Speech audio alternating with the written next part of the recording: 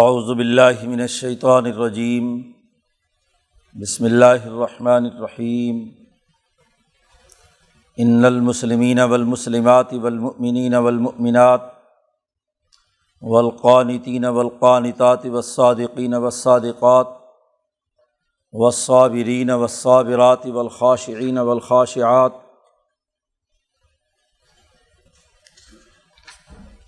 والمتصدقین والمتصدقات والصائمین والصائمات والحافظین فروجہم والحافظات والذاکرین اللہ کثیرا والذاکرات اعد اللہ لہم مغفرۃ واجرا عظیما وما کان لمؤمن ولا مؤمنۃ اذا قضى اللہ ورسولہ امرا ان یکون لہم الخیارۃ من امرہم ومن یعص اللہ ورسولہ فقد ضل ضلالا مبینا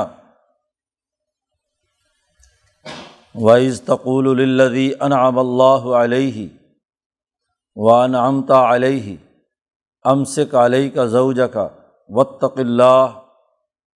وَتُخْفِي فِي نَفْسِكَ مَا اللَّهُ مُبْدِيهِ وَتَخْشَى النَّاسَ وَاللَّهُ أَحَقُّ أَن تَخْشَاهُ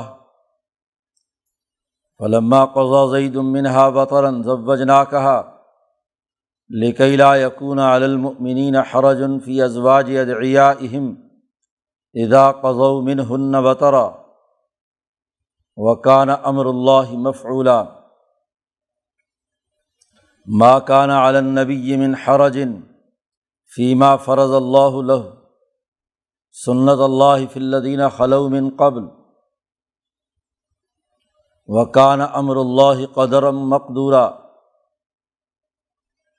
الَّذِينَ يُبَلِّغُونَ رِسَالَاتِ اللَّهِ وَيَخْشَوْنَهُ وَلَا يَخْشَوْنَ أَحَدًا إِلَّا اللَّهَ وَكَفَى بِاللَّهِ حَسِيبًا مَا كَانَ مُحَمَّدٌ أَبَا أَحَدٍ مِّن رِّجَالِكُمْ وَلَٰكِن رَّسُولَ اللَّهِ وَخَاتَمَ النَّبِيِّينَ وَكَانَ اللَّهُ بِكُلِّ شَيْءٍ عَلِيمًا صدق اللہ العظیم۔ یہ سورۃ الاحزاب کا رکوع ہے۔ اس میں بھی اس سورت کے بنیادی موضوع سے متعلق بنیادی امور کی نشاندہی کی گئی ہے۔ سورت کا موضوع جیسا کہ شروع میں بیان کیا گیا تھا، گروہیت اور فرقہ واریت کا خاتمہ، احزاب کو شکست دینا، مختلف پارٹیوں کو، اور ایک پارٹی کی، ایک حزب کی جو اللہ کی جماعت ہے، اس کے نظم و ضبط اور ڈسپلن کو برقرار رکھنا، افراد کی انفرادی آراء، اجتماعی نظام میں اجتماعیت کی مظہر ہونی چاہیے، وہ انفرادی طور پر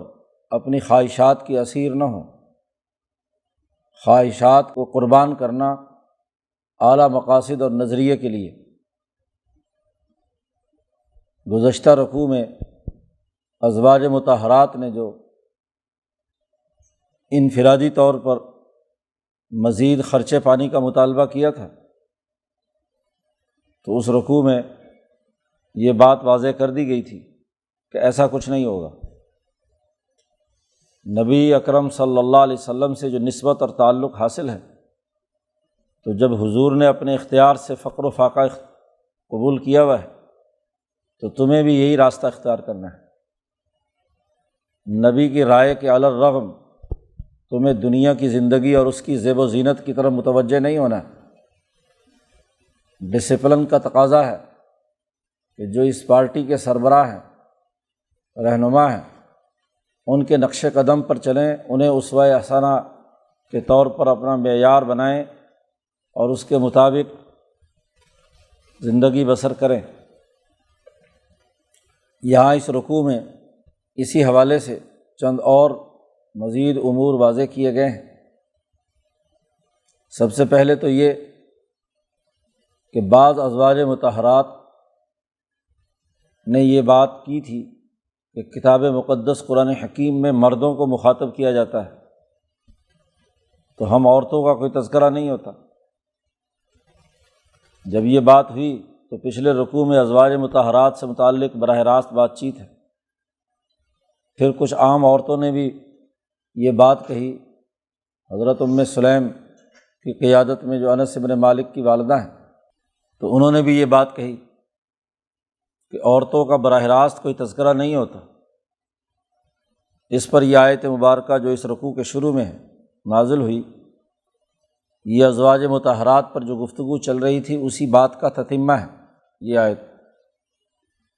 اس میں بنیادی اور اصولی بات بیان کی گئی ہے کہ یہ اخلاق اور یہ رویے دین میں مطلوب ہیں۔ ان اخلاق کے حامل کوئی مرد ہو یا عورت، ہر ایک کے لیے اللہ نے بہت اعلیٰ رزق اور بہت بڑے اجر کا معاملہ تیار کر رکھا ہے۔ اس لیے جو ان اخلاق کے حامل ہیں، پارٹی میں رہتے ہوئے ان رویوں کے حامل ہوں گے، حزب اللہ کی طاقت اور قوت کا حصہ بنیں گے، تو ان کے لیے کامیابی ہے۔ چنانچہ وہ بنیادی اخلاق اور بنیادی رویے جو ایک مسلمان اور مومن میں ہونے چاہیے، ان کی ایک فہرست اس آیت کے اندر بیان کی گئی ہے۔ چنانچہ ارشاد فرمایا کہ ان المسلمین والمسلمات، پہلے مردوں کا ذکر ہے، مذکر کا صیغہ لائے ہیں، اور پھر عورتوں کا جمع مؤنث کا صیغہ لائے ہیں۔ مسلمان مرد اور مسلمان عورتیں، اسلام کا تعلق جسم کے اطاعت اور عملی طور پر ڈسپلن کو قبول کرنے سے ہے۔ فرما بردار مرد اور فرما بردار عورتیں۔ والمؤمنین والمؤمنات، مومن مرد اور مومن عورتیں، صرف جسم ہی اللہ کے سامنے جھکا ہوا نہ ہو، ظاہری اطاعت ہی نہیں بلکہ قلب کی تصدیق اور قلب کے اندر ایمان کا راسخ ہونا، یقین کی کیفیت کا پیدا ہونا۔ اسلام تو ظاہری طور پر سرنڈر کرنے کا نام ہے، اور ایمان قلبی طور پر اس کی تصدیق اور اس کی حلاوت اور لذت کا نام ہے۔ تو جسمانی طور پر بھی وہ جماعت کے تمام ڈسپلن کے پاسدار ہوں، جو احکامات دیے جائیں وہی عمل کریں، اور قلبی اور دلی طور پر بھی پختہ یقین اور ایمان کی حالت ہو اللہ اور اس کے رسول کے احکامات کی پیروی کرنے کے حوالے سے۔ والقانتین والقانتات، خشوع و خضوع اختیار کرنے والے مرد اور خشوع و خضوع اختیار کرنے والی عورتیں۔ ایمان اور اسلام دونوں جب ملتے ہیں اور اس کے نتیجے میں جو ذات باری تعالیٰ کے سامنے اخبات الی اللہ کی کیفیت پیدا ہوتی ہے، خشوع و خضوع کی، وہ قنوت، یعنی عمل اور فکر اور سوچ، نظریہ دونوں ملنے کے مجموعی نتیجے سے جو اخبات الی اللہ کی خشوع و خضوع کی، عجز و انکساری کی کیفیت پیدا ہوتی ہے، اس کے حاصل کرنے والے مرد اور عورتیں۔ پھر اسلام اور ایمان کے نتیجے میں اخبات کے بعد جو سب سے اعلیٰ خلق ہے وہ سچائی ہے۔ معاشرے کا عملی نظام سچائی پر استوار ہو تو وہ ترقی کرتا ہے۔ سچائی جو ہے وہی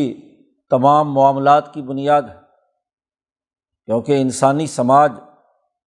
افراد کے باہمی معاہدات سے عبارت ہے۔ معاہدہ بیع ہو، معاہدہ نکاح ہو، یا معاہدہ عمرانی حکمران اور عوام کے درمیان، یا ملکوں اور قوموں کے درمیان بین الاقوامی معاہدات، اس کی اساس سچائی پر ہے، حقائق واقعی پر ہے۔ جو بات خارج میں جیسے وقوع پذیر ہوئی ویسے ہی بیان کیا جائے تو یہ سچائی اور صدق، اور جو کچھ واقع میں جو چیز ہوئی ہے اس کے خلاف بیان کی جائے تو وہ کذب ہے، جھوٹ ہے۔ تو اس سچی جماعت کی بڑی بنیادی خصوصیت یہ ہے کہ سچ بولنے والے مرد اور سچ بولنے والی عورتیں تمام معاملات معاہدات کے اندر وہ سچائی پر قائم رہیں۔ بالخصوص اللہ سے جو معاہدہ انسان نے کر لیا مسلمان نے، تو اس معاہدے کے تقاضوں کے مطابق پوری سچائی اور دیانتداری سے عمل کرے۔ پھر یہ جب 5 کام ہوتے ہیں، اسلام قبول کیا جاتا ہے، ایمان اور خشوع و خضوع اور صدق و دیانت پر انسانی معاشرے کو استوار کرنے کی کوشش کی جاتی ہے، تو پھر مصیبتیں آتی ہیں، تکلیفیں آتی ہیں۔ جو انسانی معاشرے میں شیطان صفت لوگ ہیں، وہ اپنے دجل و فریب کے ذریعے سے ایسی سچی جماعت کو تکلیف اور ایذا پہنچاتے ہیں۔ تو اگلا وصف بیان کیا، والصابرین والصابرات، صبر و استقامت کا مظاہرہ کرنے والے مرد اور صبر و استقامت کے ساتھ زندگی بسر کرنے والی عورتیں۔ حضرت شیخ الہند نے بڑا اچھا ترجمہ کیا، محنت اور مشقت جھیلنے والے مرد اور محنت و مشقت جھیلنے والی عورتیں، یعنی صرف زبانی کلامی ایمان ہی نہیں جی، سچائی زبان سے نہیں بلکہ جسم سے محنت اور مشقت بھی کریں، کام کاج کریں، جو نظریہ بنا لیا اس کے غلبے کے لیے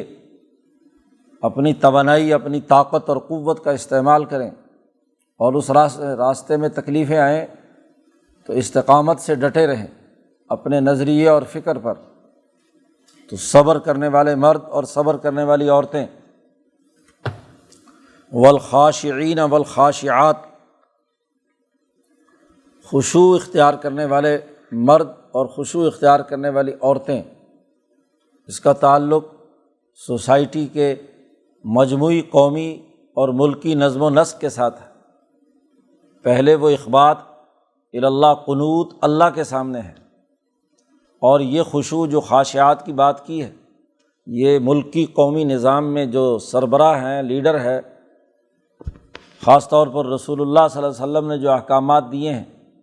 ان میں اس ڈسپلن کے ماتحت رہ کر کام کرنا، اس کے سامنے عجز و انکساری کرنا، یہ نہیں کہ تکبر اور غرور کیا جائے، اس کو تسلیم نہ کیا جائے، اس کے بارے میں طرح طرح کی مین میخ نکالی جائیں۔ جو جماعت نے قاعدے منظور کیے ہیں اس کی پابندی کرنا۔ والمتصدقین والمتصدقات، اللہ کے راستے میں صدقہ و خیرات کرنے والے مرد اور اللہ کے راستے میں صدقہ و خیرات کرنے والی عورتیں، کہ جو رزق ہم نے دیا ہے اسے اللہ کے راستے میں خرچ کرتے ہیں۔ انسانی ضروریات کو پورا کرنے کے لیے مال کی ضرورت پیش آئے تو وہ مال بھی خرچ کرتے ہیں۔ اس سے پہلے جتنے بھی اخلاق اور رویے بیان کیے ہیں وہ انسان کے جسم کی محنت اور اس کے ذہن و فکر کی اجلا پن ہونے کی علامت ہے، اور یہاں اب مالی ذمہ داریاں بھی ان پر عائد ہیں کہ وہ انسانیت کی خدمت کے لیے اپنا کمایا ہوا مال صدقہ اور خیرات کریں، تو مرد بھی اور عورتیں بھی۔ اب انسان کے اوپر حیوانیت اور اس حیوانیت کے زیر اثر شیطانی اثرات غالب آ جاتے ہیں۔ اس کا مقابلہ کرنے کے لیے، ریاضت کے لیے جو طریقہ کار دین نے اختیار کیا ہے وہ روزے کا ہے۔ شہوات کو کنٹرول کرنے، حیوانی تقاضوں کو ڈسپلن میں لانے، اور وہ بھی صرف اور صرف اللہ کی رضا کے لیے، تو وہ روزہ ہے۔ تو روزہ رکھنے والے مرد اور روزہ رکھنے والی عورتیں، روزے سے شہوات کنٹرول ہوتی ہیں۔ تو اس لیے اگلی بات روزے کے رویے کے بعد کہا، روزے کے عمل کے بعد کہا والحافظین فروجہم، اپنی شرمگاہوں کی حفاظت کرنے والے مرد، اور والحافظاتی، اور اپنی شرمگاہوں کی حفاظت کرنے والی عورتیں، تاکہ حیوانی اور جنسی خواہشات وہ حدود کے دائرے سے باہر نہ ہوں۔ جو شریعت نے طریقہ کار متعین کیا ہے نکاح کا، اس دائرے کے اندر رہیں۔ تو اگلا رویہ اس جماعت کا کہ وہ شہوات پرست نہیں ہوتے، اپنے آپ کو کنٹرول میں رکھتے ہیں، اپنی حفاظت کرتے ہیں۔ اور آخری بنیادی خلق بیان کیا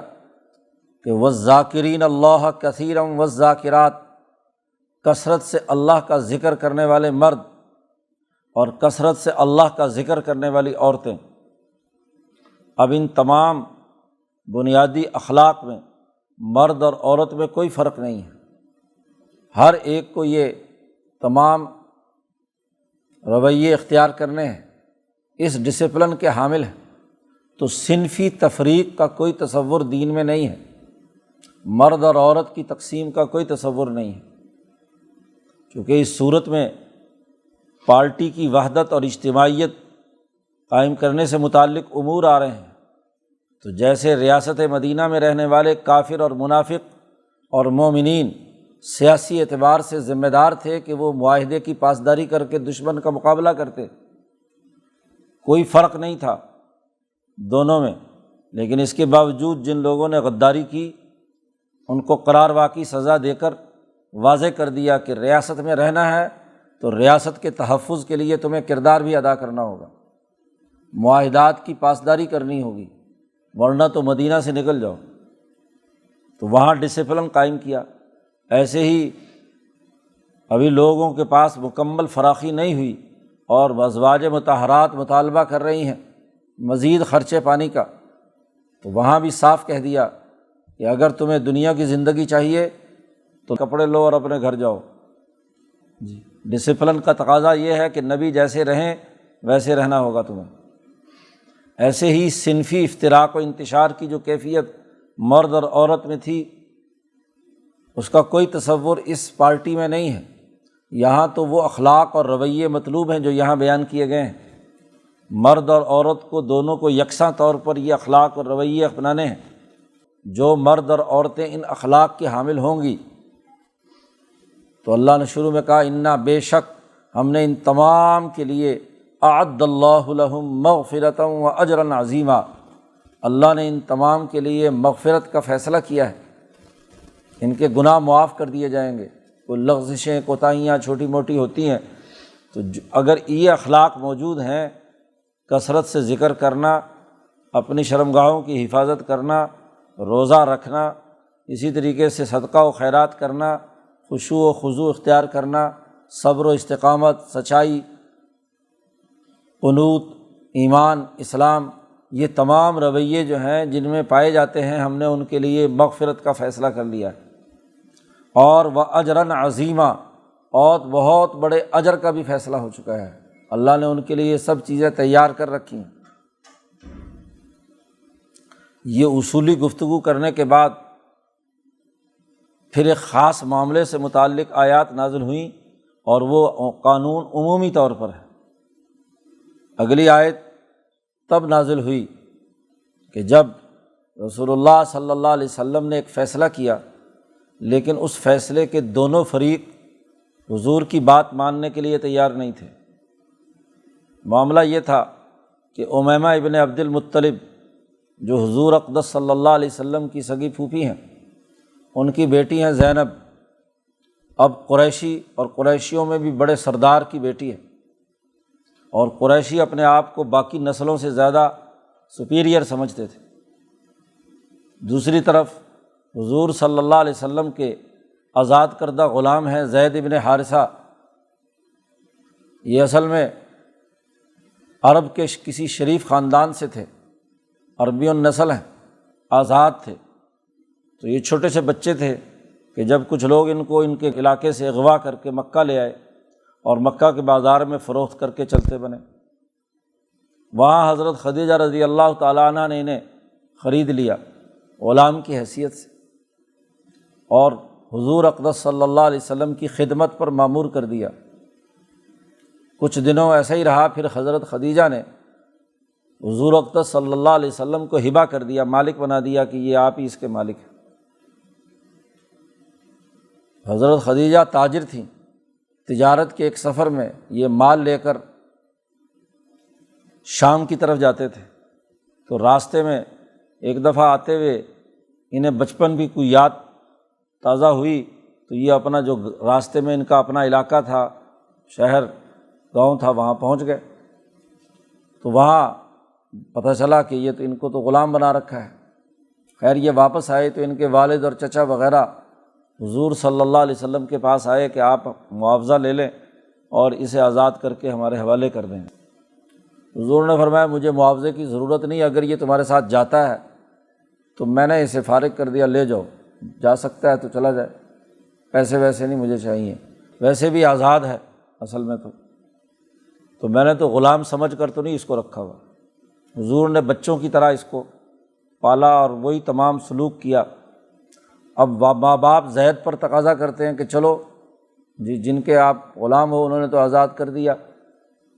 تو ہمارے ساتھ انہوں نے کہا نہیں جی میں تو نہیں جا سکتا، جو پیار اور محبت حضور صلی اللہ علیہ وسلم نے مجھے دیا ہے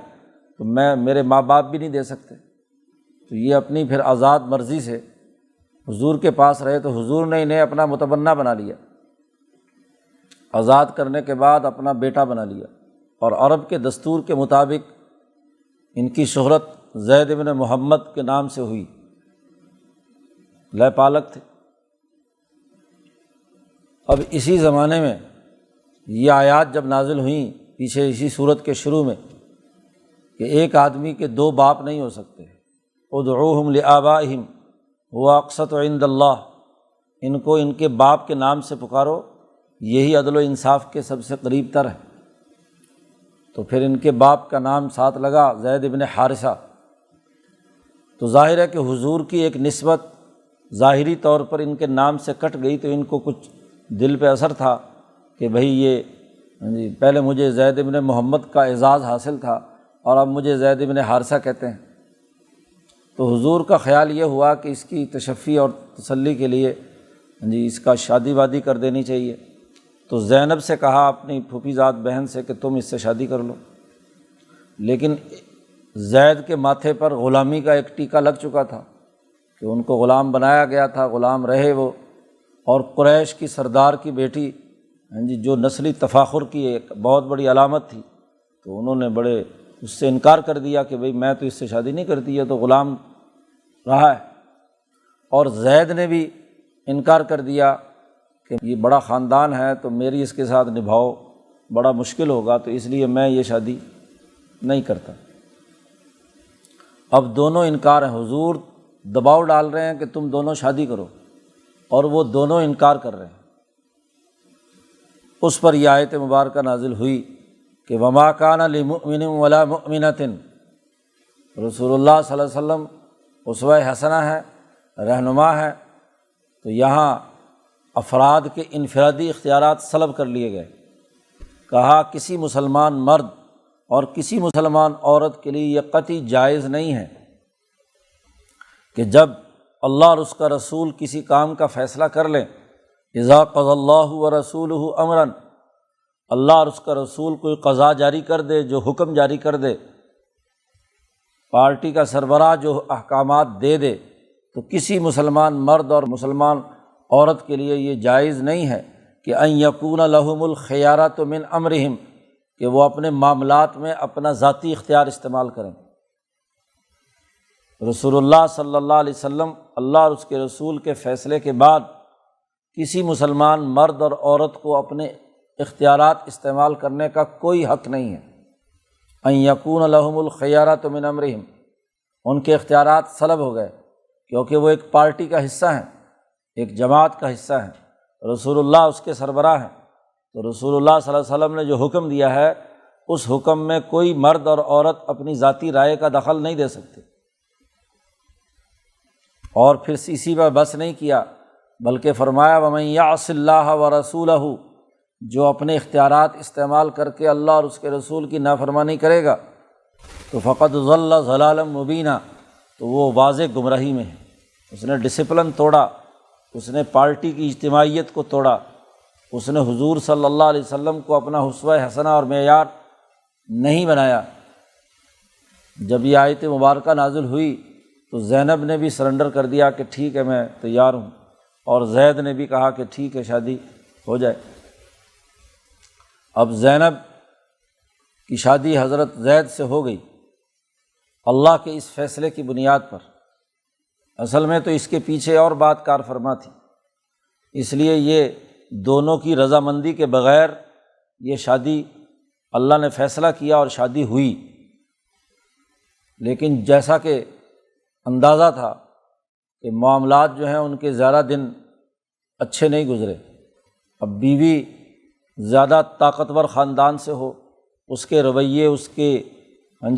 پرورش کا انداز اور اسلوب اور ہو، اور ایک طرف غلام اور غلام یعنی پستی کی حالت سی ہو، تو مرد جو ہے وہ اپنی غیرت کی بنیاد پر اس بات کو قبول نہیں کرتا، اور عورت اپنی غیرت کی بنیاد پر اس کو وہ رسپیکٹ نہیں دیتی کہ جو کیا ہے اس کے شوہر کا حق ہے۔ تو کچھ ہی دنوں بعد کیا ہے اختلافات شروع ہو گئے۔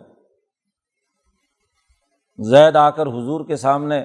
حضرت زینب کی شکایت لگاتے ہیں کہ جی ایسی ہے، ویسی ہے، یہ ہے، وہ ہے، یہ رویے، میاں بیوی میں جیسے کھٹ پٹ ہوتی رہتی ہے۔ اور زینب علیحدہ سے حضور صلی اللہ علیہ وسلم کے سامنے کیا ہے شوہر کی شکایت لگائے، تو یہ کھٹ پٹ چلتی رہی۔ اس پر یہ اگلی آیات نازل ہوئی ہیں۔ اب حضور صلی اللہ علیہ وسلم اس حوالے سے سوچ و بچار میں ہیں کہ ایک تو میں نے زینب پر تقاضا اور دباؤ ڈال کر یہ شادی کرائی، اب اگر دوبارہ زید جو ہے اس کو طلاق دے تو یہ ایک بڑا مسئلہ بنے گا۔ پہلے یہ دونوں راضی نہیں تھے، اب میں نے ان کو دباؤ ڈال کر شادی کروائی، اب شادی چل نہیں رہی تو خدا نہ خواستہ ان کے درمیان طلاق ہو گئی، تو پھر اب زینب کے دل جوئی کے لیے کیا کوئی نہ کوئی ایسا اقدام کرنا پڑے گا کہ جو معاملات جو ہیں وہ درست راستے پر آ جائیں۔ تو حضور نے جو صورتحال کا جائزہ لیا کہ بہت زیادہ زید شکایات کر رہے ہیں اور معاملہ یہ کہ کہیں ٹوٹنے کے قریب نہ ہو، تو حضور کے ذہن میں آیا کہ اب زینب کو اس کے علاوہ اور کوئی راستہ نہیں ہوگا کہ اگر زید نے طلاق دی تو مجھے خود شادی کرنی پڑے گی، کیونکہ کوئی اور آدمی جو ہے اس سے شادی کر کے اس کی عزت اور اس کو جو تکلیف پہنچی ہے زینب کو، وہ کیا ہے دور نہیں ہو سکتی۔ اب یہ حضور کے دل میں یہ بات تھی لیکن زبان پر نہیں لا رہے تھے، اور زید کو بار بار سمجھا رہے تھے کہ بھائی رشتے کو نبھانا چاہیے، یہ معاملات چلتے رہتے ہیں تو کوئی نہیں۔ اس کا قرآن حکیم نے یہاں نقشہ، اور حضور یہ بات زبان پر اس لیے بھی نہیں لانا چاہتے تھے کہ چونکہ عربوں کے دستور میں اپنے متبنہ کی مطلقہ کے ساتھ شادی کا کوئی تصور نہیں تھا، جیسے حقیقی بیٹے کی بیوی سے شادی نہیں ہوتی تھی ایسے متبنہ کے بیٹے سے بھی۔ تو لوگ کیا کہیں گے کہ جی جو متبنہ کی بیوی تھی اس سے انہوں نے خود شادی کر لی۔ یہ خیال حضور صلی اللہ علیہ وسلم کے ذہن میں آتا تھا کہ اگر مجھے شادی کرنی پڑی، زینب اس سے کم پر اب راضی نہیں ہوگی، کہ میں نے دباؤ ڈال کر ایک ایسی جگہ شادی کروائی کہ جہاں ان کی شادی چل نہیں سکی، تو یہ مجھے شادی کرنی پڑے گی، ادھر سے پھر لوگ باتیں بنائیں گے۔ پہلے ہی منافقین اور کافرین بہت زیادہ ادھر ادھر کے حضور کے خلاف پراپیگنڈا کرتے ہیں، تو اب یہ ایک نیا پراپیگنڈا کا موقع مل جائے گا کہ جناب یہ اپنے بیٹے کی بیوی سے شادی کر بیٹھے۔ تو یہ حضور کے ذہن میں یہ خیال بھی تھا اور لوگوں کے حوالے سے یہ ڈر بھی تھا۔ اس پر یہ آیت نازل ہوئی کہ وَإِذْ تَقُولُ، جب آپ اے رسول صلی اللہ علیہ وسلم جب آپ کہہ رہے تھے لِلَّذِي أَنْعَمَ اللَّهُ عَلَيْهِ، اس آدمی کو کہ جس پر اللہ نے بڑے انعام کیے ہیں۔ زید کی بات ہو رہی ہے، اللہ نے انعام کیے ہیں کہ غلام تھا، غلام سے آزادی حضور صلی اللہ علیہ وسلم نے دے دی۔ وَأَنْعَمْتَ عَلَيْهِ، اور آپ نے بھی اس پر بڑے انعام کیے ہیں کہ اس کو آزاد کیا، بیٹے کی طرح پالا پوسا بڑا کیا، پھر قریش کے اعلیٰ اور شریف خاندان میں اپنی پھوپھیزاد بہن سے شادی کروائی، تو یہ سب انعامات ہیں۔ آپ اس آدمی کو جس پر اللہ نے اور آپ نے بڑے انعامات کیے ہیں اس سے کہہ رہے تھے کہ امسک علیک زوجک، کہ تو اپنی بیوی کو روکے رکھ، طلاق ولاق مت دے۔ وہ آ کر بار بار اظہار کرتے تھے کہ ایسی عورت سے میرا نبھا نہیں، میں اس کو طلاق دیتا ہوں۔ تو حضور ان کو کہہ رہے تھے کہ بھئی ایسا مت کرو، امسک علیک زوجک، اپنی بیوی کو سنبھال کر رکھو، اور واتق اللہ، اور اللہ سے ڈرو۔ دیکھو اللہ نے فیصلہ کیا ہے تمہاری شادی کا، تو اللہ نے جو فیصلہ کیا ہے اس کو نبھانے کی کوشش کرنی چاہیے، اس کو طلاق تک نہیں پہنچانا چاہیے۔ واتق اللہ، اللہ سے ڈرو۔ اللہ تبارک و تعالیٰ نے کہا ہے محمد صلی اللہ علیہ وسلم وَتُخْفِي فِي نَفْسِكَ مَا اللَّهُ مُبْدِيهِ، آپ اپنے دل میں کچھ چھپا کر بیٹھے ہوئے بھی تھے جی، جس کو اللہ ظاہر کرنا چاہتا ہے کہ دل میں جو تو آپ کی چھپی ہوئی بات ہے کہ اگر زید نے طلاق دی تو مجھے اس سے شادی کرنی پڑے گی، تو یہ جو آپ کے ذہن میں شادی کا خیال ہے اور آپ اس کو چھپا کر بیٹھے ہوئے ہیں، اللہ اس خیال کو ظاہر کرنا چاہتا ہے، اللہ مبدیہ۔ اور آپ تخشى الناس، لوگوں سے ڈرتے تھے کہ لوگ کیا کہیں گے کہ دیکھو جی اپنے متبنہ کے بیوی سے کیا ہے شادی کر لی، اور الٹے سیدھے الزامات لگائیں گے کہ جی پہلے شادی کرائی پھر توڑوائی اور پھر اپنی شادی کے لیے راستہ ہموار کیا، تو زبان تو کسی کی پکڑی نہیں جا سکتی۔ تو آپ کو لوگوں کا ڈر تھا، اس ڈر کی وجہ سے آپ کھل کر بات نہیں کر رہے، آپ نے چھپا کر رکھی ہوئی ہے بات۔ حالانکہ اللہ پاک فرماتے ہیں واللہ احق ان تخشاہ، حالانکہ اللہ تعالیٰ زیادہ حقدار ہے اس بات کا کہ اس سے آپ ڈرتے، آپ لوگوں سے ڈر کر بات کو دل میں چھپائے بیٹھے ہیں، حالانکہ آپ کو اللہ سے ڈرنا چاہیے، واللہ احق ان تخشاہ۔ اس آیت میں حضور کی دل کی حالت واضح کر دی، بلکہ بات جو اس معاملے میں چل رہی تھی اس کو بالکل کھول کر بیان کر دیا۔ اب اللہ پاک فرماتے ہیں کہ فلما قضا زید منہا، جب زید نے زینب سے اپنی ضرورت پوری کر لی، کچھ عرصہ یہ شادی چلی اور اس کے بعد اپنے تقاضے پورے ہو گئے، تو اب زوجناکہا، ہم نے اے محمد صلی اللہ علیہ وسلم آپ کے ساتھ زینب کی شادی کر دی۔ اللہ پاک نے خود عرش الہی پر نکاح پڑھ کر فیصلہ کر دیا کہ ہم نے تمہاری شادی کر دی۔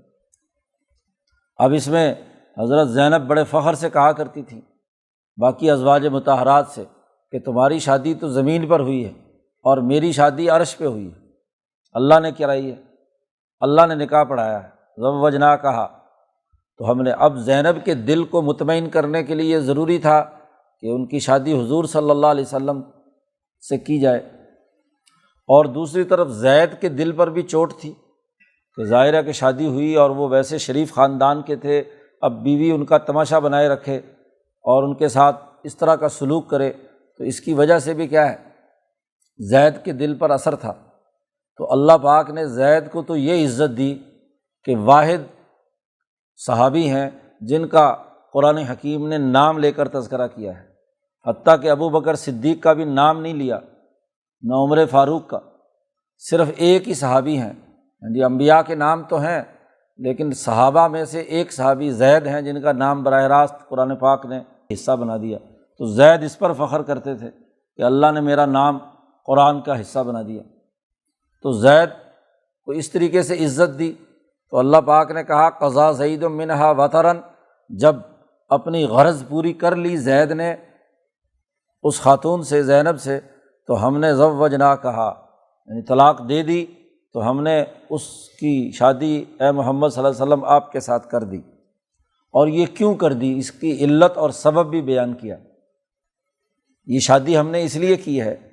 کہ کئی لا یکون علی المؤمنین حرج فی ازواج ادعیائہم اذا قضوا منہن وطرا، عربوں کے دستور کے مطابق منہ بولے بیٹے کی بیوی سے حقیقی بیٹے کی بیوی کی طرح شادی نہیں ہو سکتی تھی، خواہ بیٹے نے طلاق بھی دے دی ہو۔ تو اب یہاں قانون اور دستور یہ تھا، اب زید حضور کے متبنہ رہے تھے جی، اب ان کی شادی زینب سے ہوئی تھی، ان کی مطلقہ سے خود حضور کی شادی نے آ کر یہ قانون واضح کر دیا کہ آئندہ مسلمانوں کے لیے کوئی حرج کی بات نہیں ہے کہ اپنے لے پالک کی بیوی سے شادی کی جا سکتی ہے۔ اس قانون کو اصل میں تو بیان کرنے کے لیے ہی زید اور زینب پر دباؤ ڈالا گیا تھا کہ تم شادی کرو، کیونکہ اللہ تعالیٰ یہ مسئلہ کھول کر بیان کرنا چاہتا تھا جی، چونکہ شروع صورت میں یہ بات واضح ہو چکی تھی، جو آیات نازل ہوئی تھی کہ کوئی مرد کسی متبنہ کا باپ نہیں ہو سکتا، وہاں صاف طور پر کہہ دیا تھا وما جعل ادعیاءکم ابناءکم، جو تمہارے متبنہ ہیں وہ تمہارے بیٹے نہیں ہیں جی، اور ہر ایک آدمی کو اس کے باپ کے نام سے پکارا جائے نہ کہ ادھر ادھر سے کیا ہے کسی اور نام سے پکارا جائے۔ تو باپ کی نسبت کا قائم رکھنا یہ ضروری اور لازمی ہے۔ جی آج کل اس کے ضمن میں ایک بات کی ابھی میں تنبیہ کرنا چاہتا ہوں کہ بڑا ایک فضول قسم کا میسج سوشل میڈیا پہ چلتا رہتا ہے جی، کہ خاتون جو ہے اس کی شادی ہوتی ہے تو پہلے اس نے اپنا باپ کا نام ساتھ لگایا ہوا ہوتا ہے، اب جب شادی کے بعد خامند کا نام ساتھ لگا دیتے ہیں تو اس کے اوپر بڑی فضول لغو بات کی جاتی ہے کہ جی دیکھو جی اس نے اپنا نسب بدل لیا۔ عورت جو ہے شادی کے بعد اپنے شوہر کو باپ سمجھ رہی ہوتی ہے کوئی، جو یہ فضول قسم کی بات جو ہے نا اس میسج کے ذریعے سے پھیلائی جا رہی ہے۔ بھائی اب اس کی نئی نسبت ہوئی ہے، اپنے خامند کے نام کو ساتھ لگا رہی ہے تو اس میں حرج کی بات یہ کیا ہے؟ عائشہ بنت ابی بکر صدیق زوج النبی صلی اللہ علیہ وسلم، تو وہاں صاف طور پر عربوں میں جہاں باپ کا ذکر ساتھ آتا تھا یا خامند کا ذکر آ جاتا تھا، زوج النبی کے نام سے عائشہ کی نسبت تھی، تو خامند کی نسبت کو ساتھ لگانے سے وہ باپ بدل رہی ہے کوئی؟ جی اس پر بڑے حرمت کے فتوے جاری کیے جاتے ہیں کہ جی یہ نام میں تبدیلی کر دی۔ بھائی باپ کا نام تو موجود ہے، شوہر کا نام تو اس نسبت سے ہے کہ اب اس کی شادی اس شوہر سے ہو گئی، اس لیے بالفرض وہاں سے اگر وہ علیحدہ بھی ہوتی ہے تو دوسرا شوہر کے ساتھ شادی کرتی تو وہ نسبت اس کے ساتھ کیا ہے آ جاتی ہے۔ اس کو باپ کی یا نسب بدلنے کے ساتھ مشہور کرنا یہ پرلے درجے کی جہالت ہے۔ جس نے یہ میسج بنایا ہے بالکل ہی کوئی احمق آدمی ہے۔ تو یہاں بنیادی طور پر یہی ہے کہ باپ تو بدلا نہیں جا سکتا، باپ تو باپ رہے گا، تو اس کا تذکرہ یہاں کہا ادعوہم لآبائہم، کہ ان کے اپنے باپوں کے نام کے ساتھ انہیں پکارو۔ تو یہاں اللہ پاک نے فرمایا تاکہ مسلمانوں پر آگے آئندہ کے لیے کوئی حرج نہ ہو کہ وہ اپنے لے پالک بیٹوں کی بیویوں سے شادی کریں تو کوئی ان پر اعتراض نہ کرے۔ جب حضور نے کر لی شادی تو باقی اب کون اس پر اعتراض کی بات ہے۔ اذا قضوا منہن وطرا، جب وہ لے پالک بیٹے ان عورتوں سے اپنی حاجت پوری کر لیں یعنی طلاق دے دیں، تو جو متبنہ کے بیوی سے اگر اس کا جس نے متبنہ بنایا ہے وہ شادی کر سکتا ہے، اس میں کوئی رکاوٹ کی بات نہیں۔ وَكَانَ أَمْرُ اللَّهِ مَفْعُولًا، اور اللہ تبارک و تعالیٰ نے جو فیصلہ کر لیا ہے وہ حکم بجا لانا، کام کیا جانا ضروری اور لازمی ہے۔ جب بلا پالک بیٹا نہیں رہا تو اس کی بیوی کے ساتھ اس طرح کی امتیازی معاملات کرنا وہ بھی درست نہیں ہے۔ جو حکم دیا گیا ہے اس کے مطابق کام ہونا چاہیے۔ اللہ کا حکم تو ہو کر رہنا ہے، اس کے مطابق ہی کام کیا جانا ضروری ہے۔ ما کان علی النبی من حرج فیما فرض اللہ لہ، اب حضور کے دل میں خیال تھا کہ لوگ کیا کہیں گے، لوگوں کے ڈر اور اس کی وجہ سے حضور کے ذہن میں یہ بات تھی کہ اس طرح شادی کرنے سے کیا ہے کوئی مسائل کھڑے ہوں گے، تو اللہ پاک نے فرمایا نبی پر اس بات کا کوئی حرج نہیں ہے کہ جو اللہ نے ان پر فریضہ عائد کیا ہے کہ یہ کام کرنا ہے، تو چونکہ اس قانون کو توڑنے کے لیے حضور کی شادی زینب سے کرانا ضروری تھا تو اللہ نے یہ فرض قرار دیا تھا، تو نبی پر اس سے کیا حرج کی بات ہے کہ لوگ باتیں بنائیں؟ تو لوگوں کو باتیں بنانے کی اجازت نہیں ہے، نبی نے فریضہ ادا کیا ہے۔ نبی کسی خواہش یا کسی لذت کے تقاضے کے تناظر میں تو یہ بات نہیں سوچ رہے تھے کہ میری شادی زینب سے ہو جائے، تو وہ تو اللہ کی طرف سے عائد فریضے کو ادا کرنے کے لیے کام کر رہے ہیں، اس پر حرج جو ہے کسی قسم کا وہ نبی پر نہیں ہے۔ سنت اللہ فی الذین خلوا من قبل، یہ اللہ کا طریقہ کار اور اللہ کی سنت رہی ہے اس سے پہلے بھی کہ نبی پر جو کام فریضے کے طور پر عائد کر دیا تو چاہے لوگ کتنی باتیں کریں، کتنے اس پر تانا زنی کریں، تو انبیاء نے اپنے طے شدہ اور مقرر فرائض کو صحیح طریقے سے سر انجام دیا ہے۔ وَكَانَ أَمْرُ اللَّهِ قَدَرًا مَقْدُورًا، اور اللہ کا معاملہ جو ہے وہ مقرر کردہ ہے، اور جو اللہ کی طرف سے مقرر کردہ معاملہ ہو وہ ہو کر رہتا ہے۔ کوئی نبی بھی اس کی خلاف ورزی نہیں کرتا، اس لیے اس ڈسپلن کو برقرار رکھنا ضروری ہے۔ اب آپ یہاں دیکھیے کہ یہاں پہلے تو ان دونوں میاں بیوی زید اور زینب کے حوالے سے ان کے اختیارات سلب کر کے ڈسپلن کے مطابق شادی کرائی، اور پھر جب وہاں معاملات نہیں نبھے تو اگر طلاق ہو گئی تو پھر اگلا حکم یعنی نبی بھی اپنی ذاتی خواہش اور رائے کے مطابق فیصلہ نہیں کر سکتے اللہ کے فریضے اور اللہ کے حکم کے مقابلے میں۔ جیسے کسی مومن مرد اور عورت کے لیے یہ ہے کہ وہ اپنے اختیارات استعمال نہیں کر سکتی، تو حضور جو اس خوف اور ڈر کی وجہ سے زینب سے شادی نہیں کر رہے تھے، ایک جھجک سی موجود تھی، تو وہاں اللہ نے حکم دے کر کہا کہ زوجناکا، ہم نے تیری شادی کر دی جی۔ تو اللہ کے حکم کے مقابلے میں نبی کو بھی اپنے اختیارات استعمال کرنے کا حق نہیں ہے، وہ بھی اللہ کے حکم کی پابندی کریں گے، اور نبی پر کوئی حرج نہیں ہے کہ اللہ کے فریضے کو ادا کرتے ہوئے کوئی کام کر رہے ہوں تو کوئی جو ان پر کسی قسم کی بات کی جائے۔ بنیادی گفتگو جو قرآن نے کی ہے وہ اتنی ہی ہے۔ یہاں جو مفسرین نے ادھر ادھر کی لن ترانیاں کی ہیں، پتہ نہیں کیا کیا باتیں قصے کہانیاں اور معاملات شروع کیے ہیں، تو ان کی طرف توجہ دینے کی ضرورت نہیں ہے کہ کچھ سے کچھ کہانیاں زینب کی اور حضور اور زید اور ان کے معاملات کے سلسلے میں لوگوں کو باتیں بنانے کا چونکہ شوق ہوتا ہے، تو ادھر ادھر کے پراپگنڈے، اور پھر کچھ مفسرین نے انہیں تفسیر میں داخل کر کے عجیب سا رنگ دیا ہے، تو اس کی فضول لغو باتیں ہیں۔ اصل بنیادی حقیقت وہی ہے جو متن قرآن میں قرآن نے خود کیا ہے مسئلے کے طور پر بیان کر دی۔ الذین یبلغون رسالات اللہ، وہ انبیاء علیہم السلام جو اللہ کی رسالت کی تبلیغ اور اس کا پیغام لوگوں کو پہنچاتے ہیں، ویخشونہ، اور صرف اسی سے ڈرتے ہیں، اور ولا یخشون احدا الا اللہ، وہ کسی سے نہیں ڈرتے سوائے اللہ کے۔ اس لیے یہ جو خشیت کا یا خوف جو لوگوں کے حوالے سے آپ کے ذہن میں ہے، اس کے کرنے میں آپ پر کوئی حرج نہیں ہے۔ یہ گزشتہ انبیاء کا بھی یہ فریضہ رہا ہے کہ وہ کسی سے نہ ڈریں، صرف اللہ سے ڈریں، حق اور سچ بات کھل کر بیان کریں۔ وَكَفَىٰ بِاللَّهِ حَسِيبًا، اور اللہ پاک بہت ہی کفایت کرنے والا ہے۔ اس سے بڑھ کر اللہ کی طاقت اور قوت کے مقابلے میں دوسرے لوگ کیا حیثیت رکھتے ہیں؟ لوگ باتیں بناتے ہیں تو بنائیں، اپنے گھر رہیں، لیکن اللہ کے حکم اور فریضے کو ادا کرنا نبی اور تمام جماعت کی ذمہ داری، کیونکہ یہ بہت زیادہ راسخ تھا وہاں اس حجاز کے علاقے میں کہ لے پالک جو ہے اس کی بیوی سے شادی نہیں ہو سکتی، وہ کسی نہ کسی طریقے سے کیا ہے اس کے ساتھ نسبت جوڑ کر پرانے فرسودہ جاہلانہ خیالات تھے۔ تو یہاں یہ بات بھی واضح کر دی کہ ما کان محمد ابا احد من رجالکم، محمد مصطفیٰ صلی اللہ علیہ وسلم تم مردوں میں سے کسی کے نسبی اور حقیقی باپ نہیں ہیں۔ مردوں کا لفظ کہا، رجال کہا ہے، رجل وہ ہوتا ہے جو بالغ ہو کر بڑی عمر کا ہو، تو تم مردوں میں سے جو اس وقت موجود ہیں کسی کے بھی حضور باپ نہیں ہیں۔ ہاں حضور کے نرینہ اولاد ہوئی ہے قاسم بن محمد، تو وہ بچپن میں ہی کچھ عرصے بعد فوت ہو گئے، تو جو اولاد نرینہ بیٹیاں حضور کی بالغ اور بڑی ہوئیں چاروں،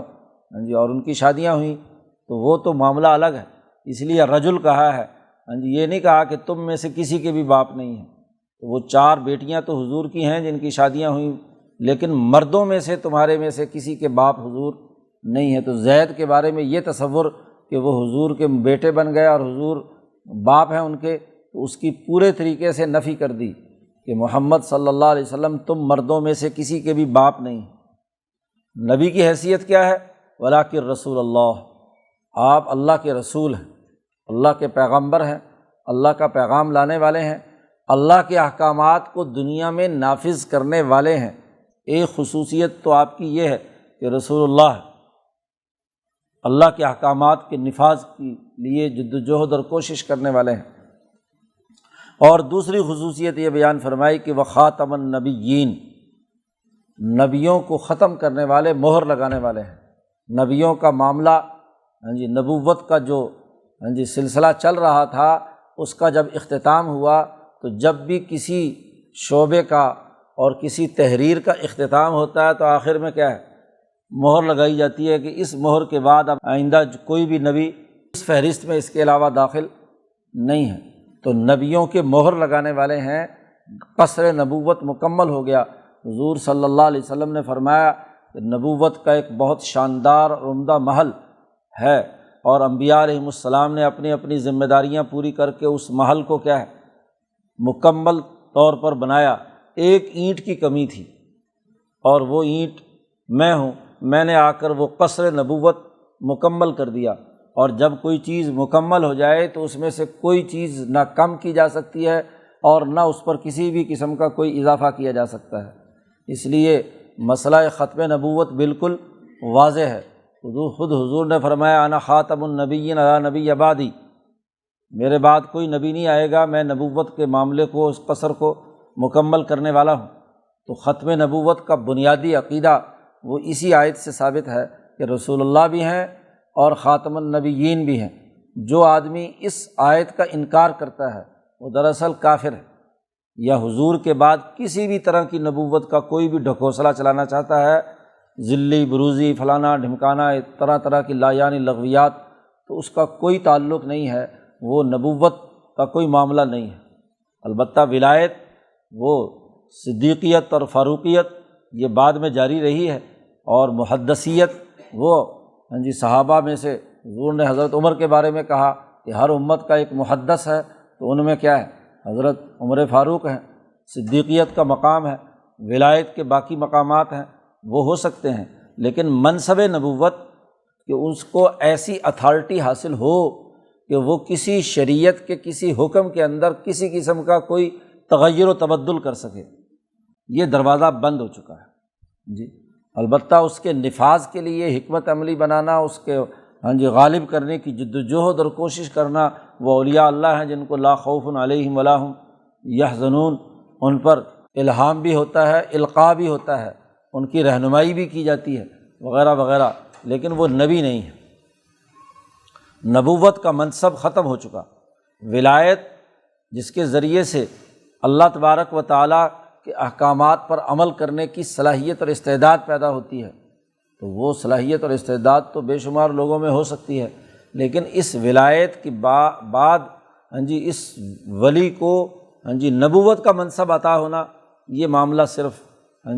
اللہ کی طرف سے حتمی تھا، وہ حضور صلی اللہ علیہ وسلم پر ختم ہو گیا۔ نبی الانبیاء بھی ہیں، امام الانبیاء بھی ہیں، خاتم النبیین بھی ہیں، تو حضور کے بعد جو بھی جھوٹا دعویٰ کرے وہ دجال ہے اور کافر ہے، اور اس کے ماننے والے بھی اسی دائرۂ کفر کے اندر داخل ہیں۔ وہ دجال کذاب جو بعد میں آنے والے جیسے اسود انسی نے اور کچھ لوگوں نے نبوت کے دعوے کیے ہیں، وہ سب جھوٹے ہیں، ان کے خلاف امت متفق ہے۔ اور یہاں اس زمانے میں بھی ایک مخبوط الحواس انسان نے اسی طرح کی مخبوطی کا مظاہرہ کیا ہے، تو وہ بھی مرزا قادیانی، اس کا کوئی تعلق کسی قسم کے ذلی بروزی نبی کے ساتھ کوئی نہیں، کچھ نبوت نہیں ہے، بلکہ پاگل آدمی، تو پاگل آدمی اور مخبوط الحواس انسان جو ہے وہ ولی بھی نہیں ہو سکتا، چہ جائے کہ نبوت کے احمقانہ دعوے کرے۔ تو یہ بات طے شدہ ہے، اس آیت نے اس بات کو واضح کر دیا کہ رسول اللہ صلی اللہ علیہ وسلم اللہ کے رسول ہیں اور نبوت کے دروازے کو بند کرنے والے ہیں، مہر لگانے والے ہیں، اور کسی مرد کے باپ نہیں ہیں۔ وَكَانَ اللَّهُ بِكُلِّ شَيْءٍ عَلِيمًا، اللہ پاک ہر چیز سے اچھی طرح باخبر ہے کہ کون کس ڈسپلن، کس نظم و ضبط کے تحت کام کرتا ہے۔ اب رسول اللہ ہے، اور رسول اللہ کے حوالے سے بنیادی ذمہ داری تمام مسلمانوں کے لیے یہ ہے کہ ان کے لیے اسوہ حسنہ حضور ہے۔ لَقَدْ كَانَ لَكُمْ فِي رَسُولِ اللَّهِ أُسْوَةٌ حَسَنَةٌ، تمہارے لیے رسول اللہ صلی اللہ علیہ وسلم ہی اسوہ حسنہ ہے، اس کے بعد کوئی آدمی معیار نہیں ہے، وہ اسوہ حسنہ اور نمونہ نہیں ہے کہ جس کی بات کو مانا اور تسلیم کیا جائے۔ صرف اور صرف رسول اللہ صلی اللہ علیہ وسلم کی اطاعت ہے اور ان کے اسوہ حسنہ کو سامنے رکھ کر کام کرنا ہے، اور ان تمام معاملات سے اللہ تعالیٰ اچھی طرح باخبر ہے، علیم ہے، اس کے علم میں ہے سب کچھ۔ تو اس رکوع میں پہلی بات تو یہ کی کہ صنفی افتراق نہیں ہے، مسلمان مرد ہو یا مسلمان عورت، تمام کو یہ اخلاق اپنانے ہیں جو یہاں اس آیت کے اندر تفصیل سے بیان کیے گئے ہیں۔ اسی طرح مومن اور مومنہ کوئی بھی ہو، اللہ کی طرف سے جو حکم آ جائے تو ان میں سے کسی کو اس کی خلاف ورزی کی اجازت نہیں ہے، یہاں تک کہ یہ شادی جیسے نازک معاملے میں بھی ان کو اپنے اختیارات استعمال کرنے کا حق نہیں ہے، اور اللہ کے حکم کے مقابلے میں نبی کو بھی بات چھپانے اور اس حوالے سے جو تھوڑی سی دل کے اندر موجود تھا کہ لوگ جو ہے کیا کہیں گے، تو اس طرح کی خشیت الناس کا جو معاملہ ہے یہ بھی نہیں ہونا چاہیے، بلکہ وہ اس ڈسپلن کی پاسداری کرنی چاہیے۔ اور یہ بھی واضح کر دیا کہ اس پارٹی کے صرف ایک ہی سربراہ ہیں، وہ حضرت محمد مصطفیٰ صلی اللہ علیہ وسلم ہیں۔ کوئی اور نبوت کا دعویٰ کر کے اس پارٹی کو ہائی جیک نہیں کر سکتا۔ تو اس پارٹی حزب اللہ کے، مسلمان امت محمدیہ کے، امت مسلمہ کے سربراہ صرف اور صرف اور صرف رسول اللہ صلی اللہ علیہ وسلم ہیں، اور وہی خاتم النبیین ہیں۔ تو یہ ایک بہت بڑا فریضہ جو عائد کیا گیا۔ مولانا سندھی نے بڑی اچھی تعبیر کی ہے کہ رسول اللہ ہیں، اپنی قوم اور اپنی اتھارٹی کے نظام اللہ کی طرف سے جو ان کو عائد کیا گیا، اور خاتم النبیین کا مطلب یہ ہے کہ دنیا بھر کے تمام اقوام عالم پر بین الاقوامی انقلاب کے لیڈر بھی حضور ہی ہیں۔ اب کوئی قوم جو ہے اپنا اپنا نبی نہیں بنا سکتی۔ جتنی نبوتیں تھی بھی قومی اور مقامی، موسیٰ علیہ السلام کی تھی، عیسیٰ علیہ السلام کی تھی، اور اقوام میں جو اللہ نے نذیر بھیجے ہیں، ان تمام کی نبوتیں منسوخ ہو گئی۔ خاتم النبیین کا ہدف بین الاقوامی انقلاب کی حیثیت، بین الاقوامی نبوت کی حیثیت کا اعلان کرنا ہے کہ اب حضور صلی اللہ علیہ وسلم کی نبوت تمام اقوام عالم پر ہے۔ تو ہر قوم کا اپنا اپنا جو نبی تھا، اب ان کی نبوت کے تمام احکامات منسوخ ہو گئے۔ اب ہر قوم کو نبی اکرم صلی اللہ علیہ وسلم کے جو احکامات اور فرامین ہیں، ان کی پاسداری کرنی ہے۔ تو خاتم النبیین کا تعلق حضور کے ارتفاق رابع کے امور کی تکمیل اور بین الاقوامی انقلاب اور قومی نبوتوں کو منسوخ کرنے کے حوالے سے ہے۔ ہمارے ہاں چونکہ جب اس آیت پر بحث کی جاتی ہے تو ایک خاص تناظر میں جو ایک مخبوط الحواس انسان نے یہاں گھڑا تھا، اسی کو نشانہ بنایا جاتا ہے۔ اس کے سیاسی مقاصد اور اس کے جو بین الاقوامی پہلو ہیں، اس کو سرے سے نظر انداز کر دیا جاتا ہے۔ اسی لیے حضرت نانوتوی نے جو اس کی تشریح کی تو حضرت نے فرمایا کہ حضور کی آمد سے پہلے بھی اور حضور کی آمد کے بعد بھی تمام نبوتیں منسوخ ہیں۔ جو پہلی نبوتیں منسوخ ہو گئی تو نئی نبوت کہاں سے کھڑی ہوگی؟ تو یہ بڑی اہم بات جس کی طرف حضرت سندھی نے نشاندہی کی ہے۔ اور پھر بعد میں بھی کوئی نبوت کا دعویٰ نہیں کر سکتا، تو پہلے والی نبوتیں جو مسلمہ ہیں، تصدیق شدہ ہیں، موسیٰ علیہ السلام کی اور عیسیٰ علیہ السلام کی، وہ بھی اس آیت سے کیا ہو گئی؟ منسوخ ہو گئی کہ اب وہ دین نہیں چلے گا۔ اب دین یہی، دین اسلام کی تعلیمات یہی غالب ہوں گی، انہی کا عملی نظام دنیا بھر میں قائم ہوگا۔ تو بین الاقوامی انقلاب کے لیے ضروری تھا کہ اس بات کا اعلان کیا جائے کہ محمد صلی اللہ علیہ وسلم وہ تمام نبوتوں کو منسوخ کرنے والے ہیں، اور اللہ کے رسول بین الاقوامی سطح پر تمام اقوام عالم کے لیے۔ تو یہ وضاحت یہاں پر کر کے ڈسپلن جو نظم و ضبط ہے بین الاقوامی سطح پر کل انسانیت کے لیے، اس کے امور اس صورت میں واضح کر دیے گئے۔ اور جب یہ بات طے ہو گئی تو اب اس جماعت کو کیا کیا اقدامات مزید کرنے ہیں، وہ اس کی تفصیلات مزید اگلے رکوع میں آ رہی ہیں۔ اللہ تعالیٰ قرآن حکیم کو سمجھنے اور اس پر عمل کرنے کی توفیق عطا فرمائے۔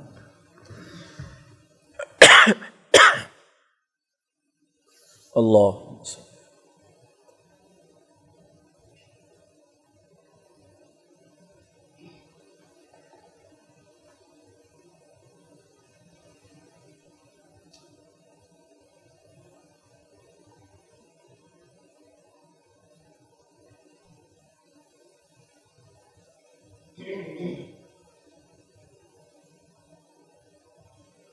اجمعین۔